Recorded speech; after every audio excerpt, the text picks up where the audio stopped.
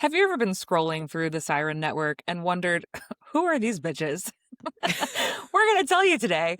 We've got an episode all about us, which should be interesting. I'm Mallory Hagan. And I'm Maggie Gelson Burnett. This is Pretty Furious. Hi, Maggie. Hi, Mallory. We're going I've to get seen to a lot know of one you this another. week. It's like, I've seen you like literally every day this week. I'm I not love complaining. that for us. I know. It's been nice.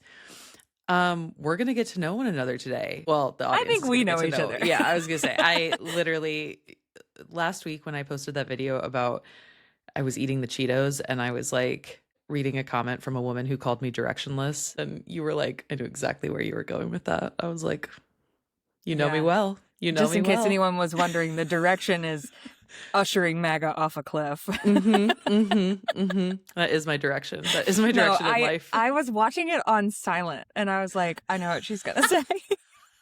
I love that you're watching it without sound and you were like, I already know where this is going. I could imagine you're like chomping on your Cheeto. I thought it was funny. I also just thought you looked like a sitcom character from the 90s. You had like your yeah. My leopard heating pad and your big glasses and you're like like 7 chins. Yeah.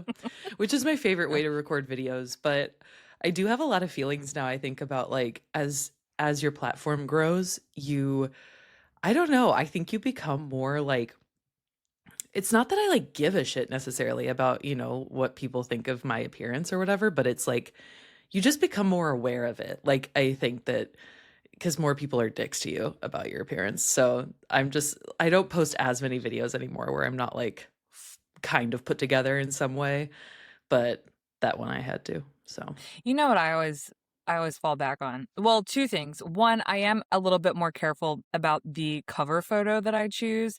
I used to just not care and like throw something up on TikTok, but there are a few right-wing media networks here in Alabama that love to pull my clips and like post the craziest fucking screenshot from them. And they're like, she's deranged, the liberal leftist Miss America that lives here. But I do enjoy when someone's like, you're ugly. I'm like, bitch, no, I'm not. And I know I'm not because I won Miss America. Like I could be a lot of things. Proof. You can hate me if you want to, but I'm not ugly. Am I the prettiest Miss America that's ever lived? No. And that's okay. But I'm not ugly. Okay, so the whole premise of this episode was we were realizing we just kind of got plopped into the Siren. And no real introduction, no like, hey guys, we're adding Maggie and Mallory, Pretty Furious, to the lineup. It was just like, here's an episode. I think it was with Chad. Right. I don't even know who. So yeah. We thought maybe it would be a good time, now that we've been coming across your feeds for a little bit, for us to reintroduce ourselves. Allow me to reintroduce myself. I was just going to say that. Oh my name is Mal, M to the A-L. Yeah, so we're going to do that. Perfect. But before we do, we want to make sure you're following us at Pretty Furious Pod everywhere and on all platforms. And if you haven't written us a review, but you're our friend, no, you're not. You're not. Write us a review. I was actually on the phone with my best friend that lives in Copenhagen, and we don't talk as often because of the time zone. And she was like, okay, I was listening to your pod and I heard I was called out. And I was like, oh, I wasn't even thinking about you, but okay. But if the shoe fits. I literally said a hit dog will holler. Yep. If you haven't left a review, she said, we heard you. We're leaving a review. I love that phrase. A hit dog will holler. A hit dog will holler. A hit dog will holler. Anywho, well, Mallory, yes, of course, be sure that you're following us, everybody, at Pretty Furious Pod. But on that note, do you have a headline from this week that has made you pretty furious? What? Of course I do. Do I have a headline? Do I ever? Here's the thing, though. Here's what's crazy is, since we last put out an episode, we've had the State of the Union. We've had all the counter State of the Union programming. We've had a million headlines and one, as per usual. But one thing that if you all are following the Seneca Project, which I hope you are, that's like my day job. We were talking about on the stakes. Maggie and I co-hosted the Seneca Project's live show this week. We were talking about that we were wondering what kind of temper tantrum Trump was going to throw because his approval ratings were down -27, which is the lowest in his presidential history going into the State of the Union address. Given the fact that we've got people throwing American citizens into unmarked vans and vehicles and our rights under attack and we're jailing journalists. Like, I mean, no surprise, right?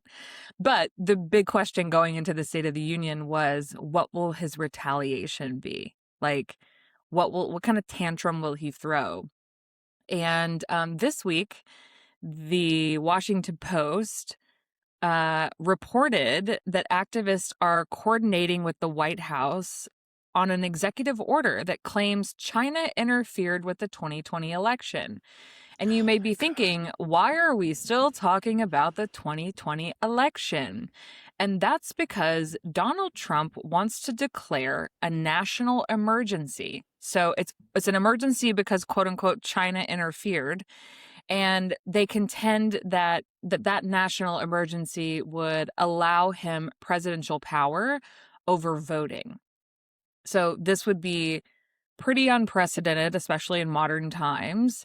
They're circulating a 17-page draft executive order that claims that China interfered. And because of that, they'll be able to implement all of these election rules and they'll have authority over elections. So think things like they wouldn't allow mail-in voting. They would require a voter ID on a federal level, so nationally. They would restrict or ban voting machines. You'd have to do it by hand. Like there's like all these things that they could do and propose that they'll do, all because they know that they're on the path to losing the midterms. That they're fucked. Yeah. So that makes me pretty furious because in addition to the SAVE Act that we've talked about ad nauseum, they are also attempting to just flat out take over the elections. And I think the main concern I have then is if they do that, if they declare a state of emergency, he also would have the power, I believe he would have the power to say, oh, we're just actually not going to have an election. We're going to postpone it.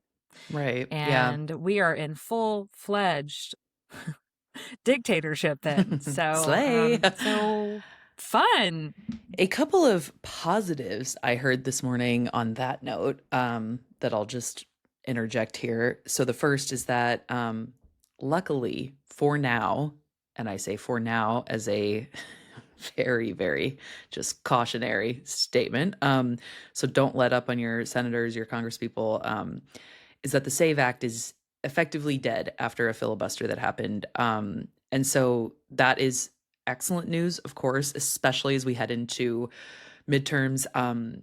The midterms in Illinois are in 30 days from today, 20 days, something like that. Yeah, 20 days. There we go. We've got what, Texas and there's another state. Texas is Tuesday. Yep. So yeah. Some big states coming up for midterms. So that is excellent news.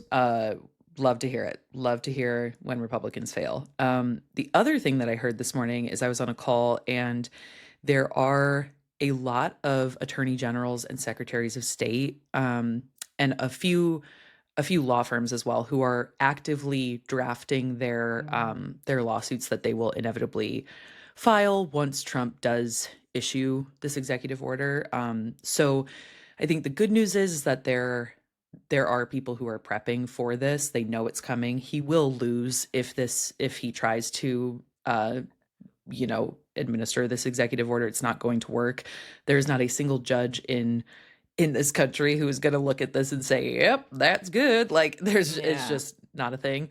But even when we talk about these things, it's like, it's the intention behind it, right? It is the premise of it all anyway. It's the concept that our voting rights are now the thing that's on the chopping block. And we all know that when voting rights are the thing that is on the chopping block, that is really where we've descended into a fucking dark place. So Yeah, Well, let's be clear. We're in a dark place well, already. we done been there. Yeah, but yeah, even darker. So yeah, I think don't let up on the pressure for your Congress people. This is still a 5 alarm fire for sure. For anybody who might be thinking that like they still are in support of these tactics to ensure that only American citizens are voting or whatever it is, I just want to say one more time that when you have winning policies, people will come out to vote for you. You do not have to disenfranchise voters.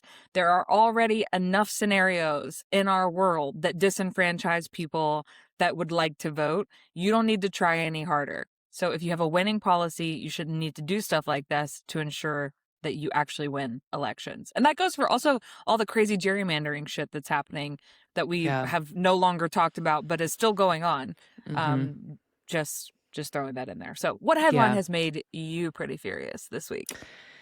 Mine is fresh, Mallory. Mine is fresh. It's from CNN this morning. Bill Clinton just testified earlier this morning. This quote from CNN says, Bill Clinton, I saw nothing and I did nothing wrong. And the former president told lawmakers that he only had a brief acquaintance with Epstein during his deposition. Listen, I of course am not I am not Bill Clinton's biggest fan. All right. I have plenty to say about this man, and also not for nothing that this is a person who has who has lied under oath before. Yeah, for sure. So we know that. I just think this is such a shitty look for Democrats, for people who are really trying to make sure that accountability is the one thing that we get out of the release of the Epstein files. Of course, like, I'm not going to sit here and say like, well, we don't know, like, maybe he is telling the truth. Sure, maybe he is being totally truthful. I think odds are low. Like, I think if you've gone through any of the Epstein files that mention Bill Clinton, you just know that that's like factually inaccurate. So yeah, that's kind of pissing me off this morning. I'm just like, wait, why do you think it's a bad look for Democrats? Do you think it's a bad look that he's there being questioned at all, or you think it's a bad look that you think he's lying, or what do you think is the bad part? Yeah, I think it's a bad look that I think he's lying, because the entire point of, and what the Clintons and what Democrats and what, people on the left have said since day one is that there should be transparency in the entire release of these files. And so when we do that, when we offer the American people an opportunity to get a glimpse into, these depositions, into these hearings, and into people who knew this man, who knew Epstein, who knew what was going on, and then we fucking fumble it as if there are not people on the left who are also responsible for what has happened in these files. It's just like, it just makes us look like idiots. Like, and it makes the people. But is it not? Maybe I agree, but I think that might be unfair to place on the shoulders of the Democrats, because they can't control Bill Clinton and they can't control whether or not he's lying. And I mean, what they can do is control the messaging, which I hope that they get a handle on, which is why are the Clintons there and not Donald Trump? And not Donald Trump, right? And exactly. why is Hillary Clinton a person whose name is not in the files that we've seen, who has not met Epstein? Like, that was very clear in her testimony. Which is all the more reason that I believe that you might be right that Bill's lying, because why would he bring his wife along? Yeah, why? But what are we? Yeah. The larger part of this conversation is, why are they there at all? Yes, I guess they should be there. We want full transparency and accountability. Anybody who's involved in the Epstein files and who is guilty to any degree should be held accountable. But why are they there and not Donald Trump, not Melania? Right. Yeah. So that part really bothers me, that anybody has the audacity. And on top of that, I do appreciate, I hope that it's true and it wasn't just them controlling the narrative. I appreciate that the Clintons demanded a public hearing, and they Absolutely. weren't Yeah. granted that. Mm-hmm. Mm-hmm. Yeah. Now, again, that could just be them manipulating the media and messaging as well, Who but knows? Yeah. who knows? Yeah. I think the whole like point of that I think a lot of people were trying to illustrate is that this is not this is one of the major issues that we have on our plates right now that actually is a bipartisan effort. There are a lot of people on the right who are equally as committed to the full release of these files. So I think, it was like we finally had somebody who was a prominent figure on the left who was mentioned a lot in these files, who had the opportunity to do this deposition and do this hearing. And then now it's like there's people who are contemplating whether he lied, whether this is a truthful deposition or not. Like, and that I think just like fucking fumbles it for us. Like, because this Well, is the thing where it is both parties. It is people on the left who are in the files too. Of course, there are far more Republicans in them. Let's be clear. well, But yeah, like, do we fully expect anyone to sit down and be like, yeah, I had sex with a 13-year-old girl? I mean, yeah. Well, No. yeah. Like, let's also be clear. Like, if you think any old white guy is gonna get up on a stand and No. be like, "Yep, I raped a child," like, they're just not. Like, that's not Yeah. a thing. But I think for him to be like, I saw nothing, I did nothing, like closing my eye, like, I'm like, Yeah. God damn it, man. Like, At so least we'll say, see. at least say I was with him. I was on his island. I was on his Exactly. plane. Yeah. We did fraternize. Fraternize. Yep. What's the word? Isn't that it? Fraternize, right? Fraternize? I don't know. We did, and in that time, I did not do anything or see anything, etc. Yeah, that would be the most ideal response, I think. But I guess we'll never know. Okay, so Mallory, we're gonna allow the audience to get to know you and myself a little bit more. So I have a few questions for you, and as I understand it, you might have a few for me. I do. And we're gonna just ping pong a little bit here. Before we get into the questions that I have for you, why don't you Okay. give the audience a brief kind of like overview of growing up in Alabama? Then you were in New York. Now you're back in Alabama. Like, give us the kind of the general rundown of your life. God, the 4 list is hours later. 4 hours later.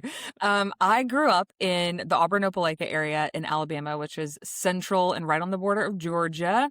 I grew up with very young teen parents and was kind of just had that like normal small town all American life with teen parents. Slay. Slay. Who are amazing human beings. My mom, for the majority of my childhood, was a 2-time business owner. So she had 2 separate businesses. She worked from 8 o'clock in the morning till 9 o'clock at night. And my dad has always been in some capacity pretty much in sales. So that was sort of our family dynamic as I grew up, and grew up dancing. My mom owns a dance studio. So I participated in show choir and theater and the Miss Alabama organization, which if you are interested, we're going to do a deep dive on Miss America soon. But that's how I got my start in that world. And when I was like 19, I had gone to school at Auburn for a year, and I felt very out of place. I did not know what I wanted to do with myself or my life. So I said, fuck it. And I moved to New York. With like no money, no job, no place to live. And yeah, I lived in New York City for 8 years. Over the course of living there, I worked in service industry, as one does, and decided to compete in the Miss America organization again so I could go back to school. So I competed in Miss America so I could pay for my education at the Fashion Institute of Technology, where I studied advertising and marketing. Then I won Miss America. Plot twist. Just kidding. Everybody knows that. And I traveled the country that year as Miss America, came back to New York, moved to Los Angeles, came back to New York. And then I had a mental breakdown, as also one does. And so I moved home in 2016, started working as a news anchor at a local NBC affiliate. And then I was tapped to run for Congress. So I ran for Congress in Alabama in 2018. Then I worked on Bloomberg's presidential campaign. Then I ran for the state house in 2022. And in the midst of running for the state house, I met my now husband. So I live in Huntsville, Pew, pew, Alabama. pew. Pew, pew, pew. I have recently gotten married and had a baby, and I currently work in political communications as a consultant. So I have candidates and PACs as my clients, and I love being on Pretty Furious Pod. That was the shortest version I could give you of how we That got to was where we are so today. concise. I am so impressed by that. I Oh, feel like thanks. I really don't know how you did that so I quickly. I am embarrassed by all the twists and turns. Although this I don't past think you week, should be. this Yeah. past week I was on another podcast. Our friend Alan, who was one of our first guests on this show, she has a new podcast called Learn Too Late, and we were talking about how, like, isn't it better to try the things and do the things and make the changes in your life than it is to stay stuck and complacent? So maybe I shouldn't be embarrassed. You're right. Yeah, I definitely don't think you should be. I think it's How a about very cool you? story. Thanks. Yeah, girl. Well, I grew up in Eastern Iowa in a very small rural farming community. I'm the baby of 5 children. My oldest sibling is 15 years older than me. It's 15 years, 13 years, 10 years, and then 6 years between me and my siblings. Um, so yeah, I grew up, very similar to you, like very standard middle class suburban upbringing. My mom was a dental hygienist for 50 years, and then she retired 2 years ago. And my dad is a voice actor, but worked in radio prior to that for about 25 years. That's why Maggie has the most satisfying radio voice.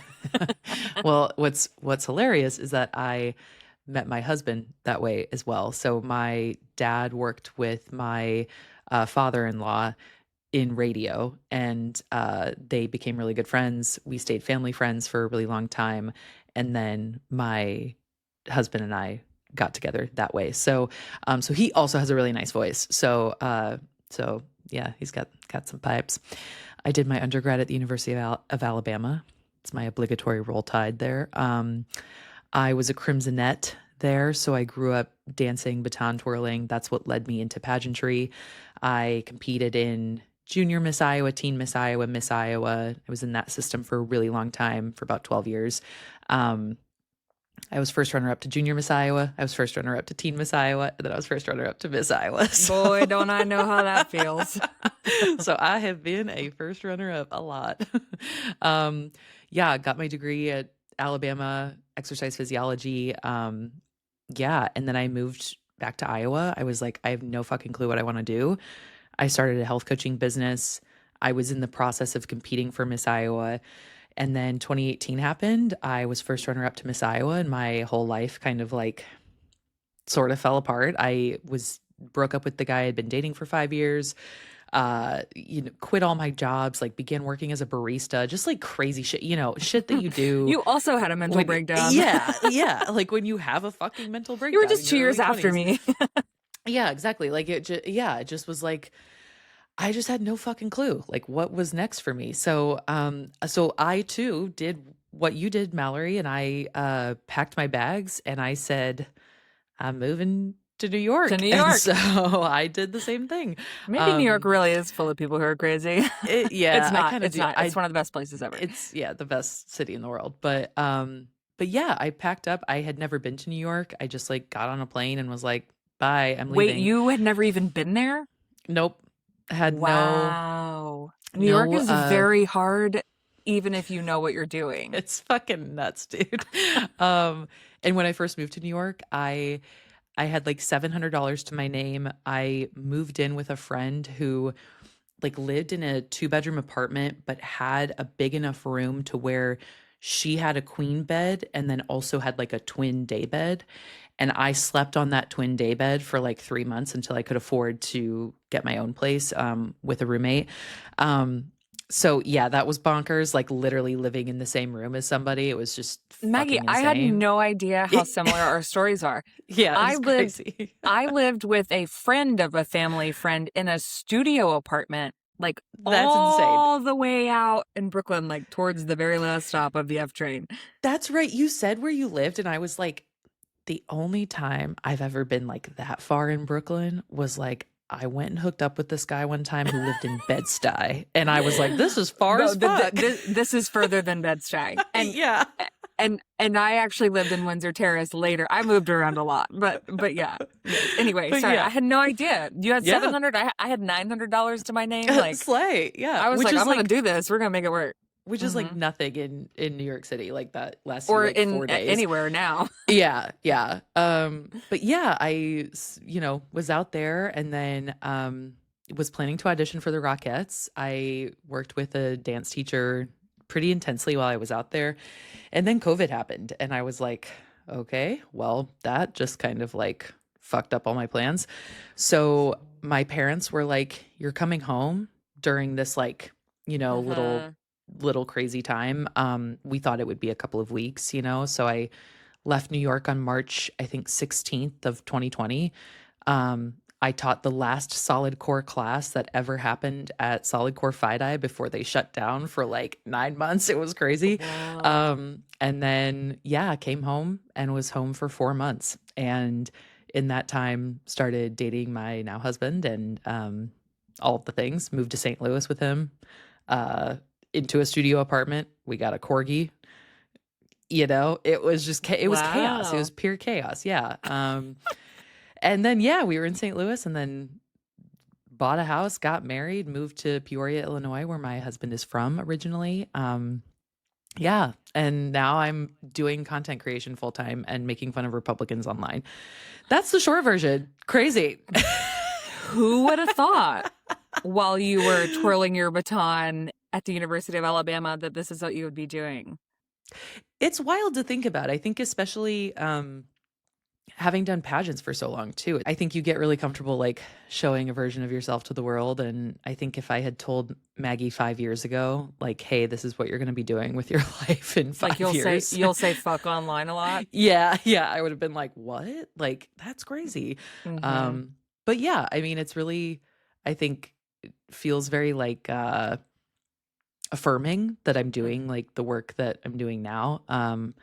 So yeah, like I didn't have to win a title to like do all of this. So back when I still participated in things Miss America related, I would host a lot of competitions, locals, and one of my favorite things to say to people on stage is they're standing there waiting to see who won, which is such a nerve-wracking space to be. And if you don't know anything about the Miss America program or what it takes to get on stage and do those things, that's a whole different conversation, but it's hard. And it takes a lot of like self-reflection. And, a lot of people place a lot of their worth in whether or not they succeed in this program. And so I always love telling people, being on this side of it, I'm just so happy to let you know you don't need to win any of this stuff to do these things. Like, if you want to go out and change the world, or you want to go out and get that job, or you want to network, like you can do all of that without any of these titles. And it's really satisfying to know that like it sure is helpful. It can be, but you don't have to have it in order to succeed. And you've proven that. And quite frankly, you're probably a lot more mentally healthy since you. For sure. I mean, like that, I think back to that time in my life a lot. And I'm like, I often reference like, like BC, like it was like before 2018 and then after 2018. And I do think that was really like such a pivotal moment for me. I don't think that there's kind of the famous saying of like, well, you don't learn anything when you win, you only learn when you lose. And I think that's very true. Like it taught me so much. I certainly would not be probably with my husband today if it weren't for that. I, don't even want to think about like, if I had stuck with that partner at that time, I'm like, holy fuck, the amount of therapy. I already needed a lot of therapy, and like the amount I would have needed had that all worked out would be not great. So yeah, I'm actually very grateful in hindsight that like none of that transpired the way I wanted it to at the time. So Mallory, a question I have for you that I was thinking of today. I want to know, what is your biggest ick right now? I just am really curious about what drives you fucking bonkers. What is like you like audibly gag when you're like, ew. God, what is my biggest ick? Maybe let's also reframe it as like, what's your biggest ick in other people? Like, what about other people drives you nuts? A lot of things, just so we're clear. I think it's really important now that people kind of know our background bio, just the touch of it. Before I even answer that question, I want people to know that both of us are Enneagram 8s. And everything about our life stories should tell you that. I'm just gonna just briefly, an Enneagram 8 is known as the challenger, and we're characterized by powerful, assertive, and direct, like a powerful, assertive, and direct nature. We are driven by the need for control, self-reliance, and a desire to protect our inner circle. We do not like feeling vulnerable, and we really don't like being controlled. Hence, neither of us wants to do anything that society tells us we're supposed to do. We will go be moving to New York with no money. You will not be telling us that we can't. Fully. It's literally like our core fear as human beings is to be controlled. Yeah, So, that's real. Yeah, which I think is why I think makes a lot of sense in terms of how we have like both ended up in maybe in the marriages we have and like in the life circumstances that we have, the job, certainly the jobs we have. I tried 100%. corporate. Oh God, no. No. Yeah.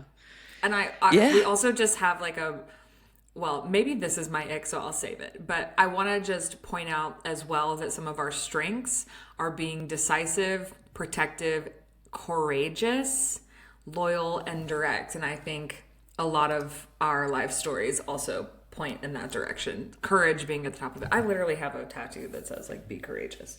I just think I it's like so that. important to like Yeah. step out and just have the courage to do the thing, whatever it is. Do the thing. So, Yeah, I agree. my biggest ick is people who lack common sense. And truly in any scenario. I'm sorry. Yeah. Fully. Like I fully cannot be friends with or be around people that I'm like, I don't know how you survive on a day-to-day basis. Fully. Yeah, I have I get no that. patience for those people.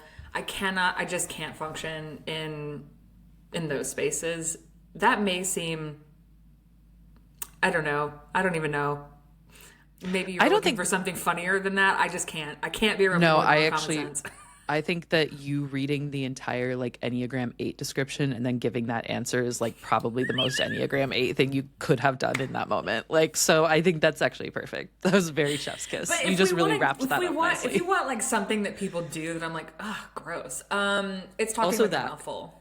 Oh, that's a And good one. there are varying degrees of it. There are varying degrees. But full on, you've got a full chewed up bite in your mouth and you're just like having a conversation and I'm looking at all of that. It's the one thing that I'm like, oh my God, could we stop? Could you stop doing that? Yeah. I don't What's do yours? people chewing. It's like for me, it's like the number one. They call that something where it's like you have an auditory like response and it's Phobia. really common in people who are like neurodivergent or have ADHD.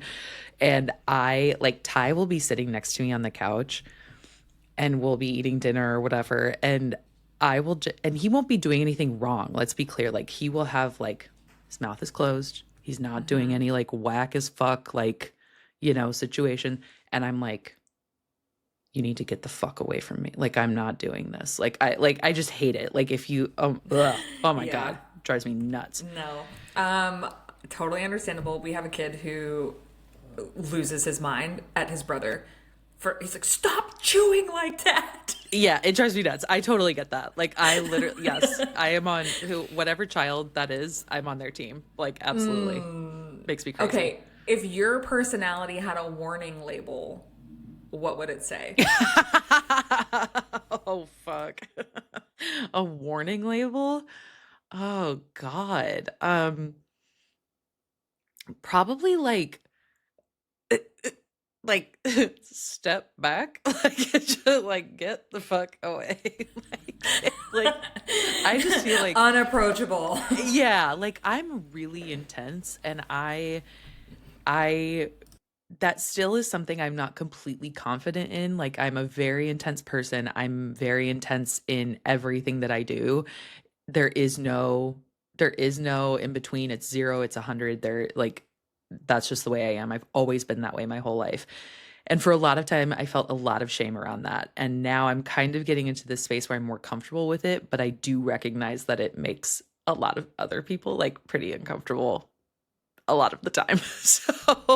So I have to still be like very just cognizant of like audience, like who's my audience and who am I speaking to. But yeah, I'm a very like I would say I'm just an aggressive person. Like if you say something that like pisses me off, I will let you know. I will. Yeah. Yeah.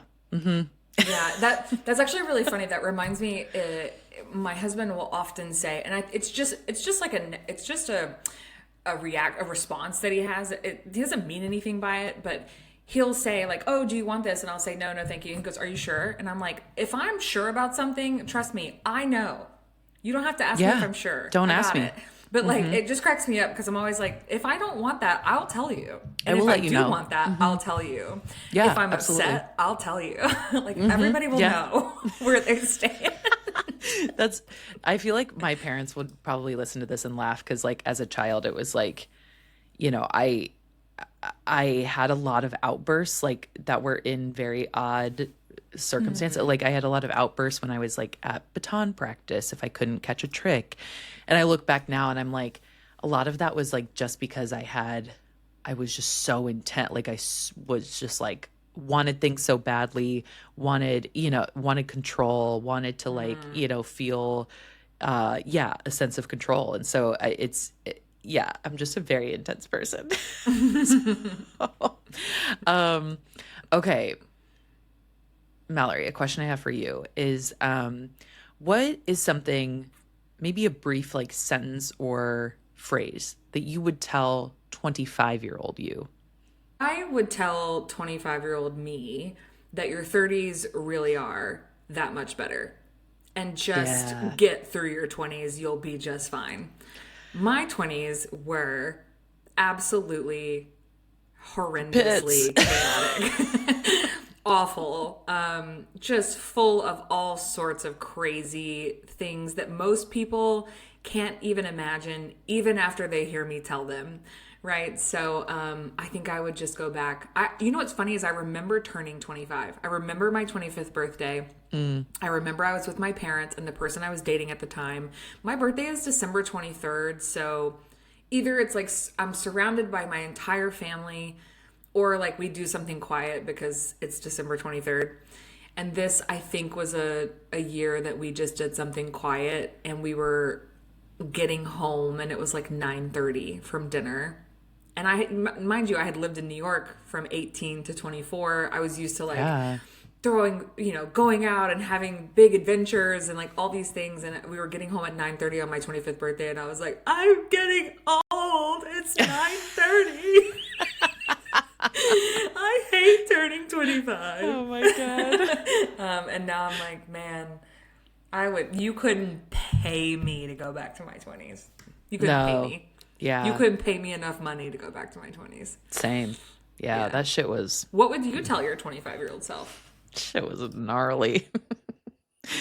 Yeah, I turned 25 during COVID. So I think I would tell myself like that the idea I had about like giving less of a fuck about things was the right track. Like that is keep going on that track. I had a lot of instances where I was like, giving less fucks is like my life mantra. Like if you care less, it just like opens up so many doors Which for is you. hard for people who want to be in control. Just so Yeah. So like Oh, that God. that being a life motto or a mantra is actually quite difficult for us. Yeah, I think like it's especially hard for women too. Women just naturally want to like, we care so much about what everyone thinks and what everyone wants, and we want to please, and then that gets compounded if you do something like pageantry or if you do something that's competitive with other women more broadly.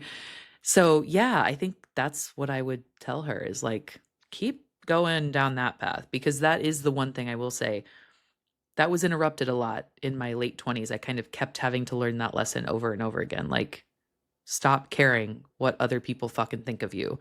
And it is something that like Yeah. I am 30 and a half, and I feel like I finally have like sort of got a handle on that. So it's like it took a lot of trial and error to understand that. So okay, my next question for you, Mallory, is we have a fuck, marry, kill scenario here. Okay. And the three people are fuck, marry, kill Hassan Piker, Gavin Newsom, and Jake Tapper. Oh. None of Have a great time. God. I would have to go, the first one would maybe have to be Jake Tapper, get that out of the way. And then we would go Gavin Newsom, and then we would absolutely Hassan Piker. Wait, so you would, let me just be sure I've got this right. You would fuck Jake Tapper, you would marry Gavin Newsom, and you would kill Hassan Piker. She goes, that's right. I do think, I mean, let's be honest, like, none of it is ideal. No, you fully. asked the question. Terrible group, terrible lineup. There was no right answer here. Oh, wow. No, I know. Why? What would you do? I'm just surprised. Would you reverse Hassan and Jake Tapper? I think so. Yeah. There's only one clear answer for marriage, just so absolutely we're understanding. Yeah, okay. Yeah. It's definitely Gavin Newsom. You would reverse them. And that's you would unfortunate. kill Jake Tapper. I would. I hope this doesn't get us flagged on some algorithm. I hope the FBI doesn't show up. And I would kill Jake Tapper. Because the thing is that like Hassan Piker is, listen, for all that I think he has like kind of gotten right about the left and progressives and all of that, that's a whole other topic for a different day. He is still a fuckboy at his core, and you can't fucking tell me any different. That man is it. I have been with every fuckboy on the planet, and that man is a fuckboy. He sucks. But that's why I'm like, ugh, get out of here. But he also is really good looking, so I'm sort of like, well, I've done it before. Well, I don't know. Okay, anyway, moving on. Next question. We've spent way too much time on that. Anywho.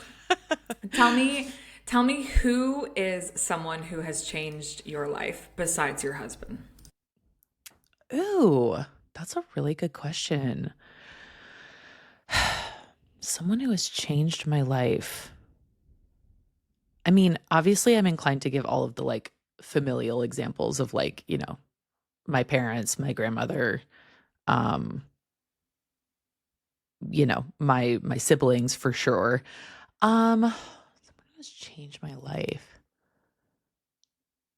Gosh, that's so hard because I do actually consider myself like a person who has like truly the best people in my like circle, in my inner circle. So I want to, of course, name all of them. I'm really inclined to name I'll say my best friend Kylie and I had a very like interesting start to our friendship. She hated me in high school. Fun fact. And she didn't like me because I actually I had a propensity at the time to date a lot of the boys at her high school. And they did not like that I was coming in and dating their men. Yeah, in and dating the boys at their school. Yeah. But then Kylie and I had an instance like at a party when we were juniors and became like really close, and then ended up going to Alabama together. Both from Eastern Iowa, went to Alabama together. So and she's just like always been in my corner, man. Like we have both changed a lot, especially in the last 5 years.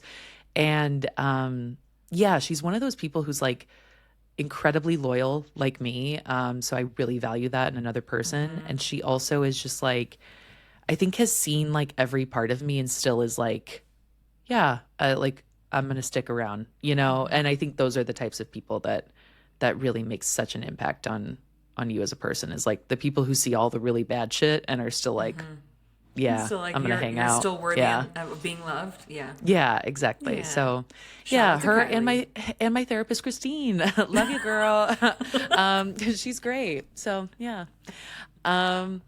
Okay, my last question for you, Mallory, is what is something that you believe is wholeheartedly worth the large monetary investment? Wholeheartedly worth the large monetary investment. Yes, wow. So something expensive that you find completely worth it Like every dollar it has been worth it. It could be a product, it could be a service, it could be whatever. Yeah. I'm actually inclined to say that one thing that I think is expensive that I think is worth it in every person's life, so not just mine, is investment in some skill or talent or hobby. So for me, that investment was my parents investing in dance and costumes and trips and all of that, because I think access to the arts in particular, but really most hobbies of some capacity or things that you're investing in skill wise, and I think you would maybe agree with me, most of them get you 100%. out of your comfort zone and take you out of the town that you live in and expose you to people that you didn't know existed or places that you would have never gone otherwise. So Yeah. I can pinpoint every piece of my life trajectory, or the through line back to dance is there. Because of dance, I traveled to New York when I was a teenager. Because of that, I saw that the world was bigger than Opelika, Alabama.